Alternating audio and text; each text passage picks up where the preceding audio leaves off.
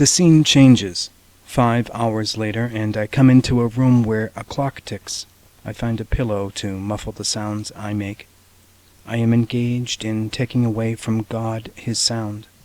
The pigeons somewhere above me, the cough a man makes down the hall, the flap of wings below me, the squeak of sparrows in the alley, the scratch I itch on my scalp, the landing of birds under the bay window out my window, all dull details I can only describe to you, but which are here, and I hear, and shall never give up again, shall carry with me over the streets of this sea-coast city forever. Oh, clack your metal wings, God, you are mine now in the morning. I have you by the ears in the exhaust pipes of 1,000 cars gunning their motors, turning over all over town. This morning, with the blue flame burning, this thing wings its way in. Wind shakes the edges of its yellow being, gasping for breath, living for the instant, climbing up the back border of the window. Why do you want out? I sit in pain, a red robe amid debris. You bend and climb, extending antennae. I know the butterfly is my soul, grown weak from battle. A giant fan on the back of a beetle, a caterpillar chrysalis that seeks a new home apart from this room, and will disappear from sight at the pulling of invisible strings, yet so tenuous, so fine, this thing is. I am sitting on the hard bed. We could vanish from sight like the puff of an invisible cigarette. Furred chest, ragged silk under wings, beating against the glass. No one will open. The blue diamonds on your back are too beautiful to do away with. I watch you all morning long, with my hand over my mouth.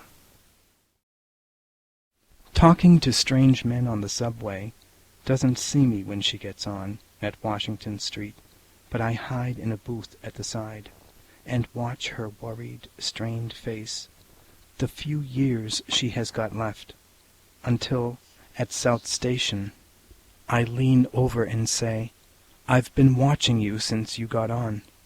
She says in an artificial voice, "Oh, for heaven's sake," as if heaven cared.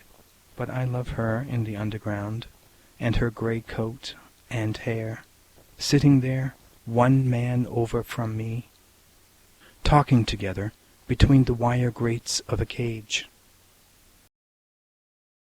There is majesty in rose light across the sky at twilight on Tuesday afternoon, when November night comes up from the ground to surround empire towers around the park. Dark trees wave in the cold breeze, and I am lost beside the firs and Homburgs at 5th and 57th, where Black Star in frost holds its annual sale of diamonds, precious stones aloft in the zones of heaven, haven of the heart. This is the new start, that long at last awaited journey to the stars, who stay at the Chatham, Gotham, and Pierre.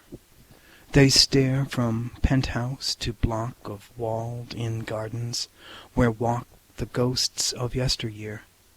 The glare of hard-eyed maids in the air, and the easy slope of gentlemen are there.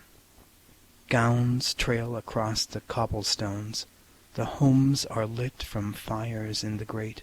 A mastiff bitch guards the gate. And on the windows hang the hopes of the poor in satin and pure silk, laces and linens, the sign says on Madison Avenue. But I am blue for the touch of your hand, who could lead me to the grand ballroom and the library bookcases eased in oak.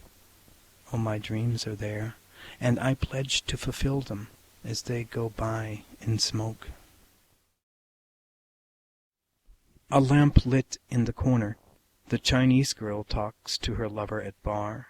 Saxophone blares, blue music, while boy in white turtleneck sweater seduces the poker player from Poland, left over from Union Party. Janet sits beside me. Barbara Streisand sings on the jukebox. James tends bar. It's the same old scene in Buffalo or Boston. Yen goes on, continues in the glare of night, searching for its lover.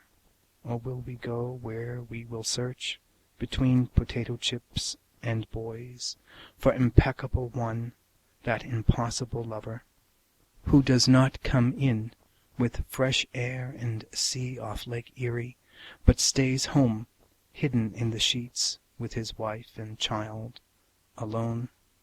Ah, the awful ache, as cash register rings, and James, the bartender, sweeps bottles off the bar. There are holy orders in life.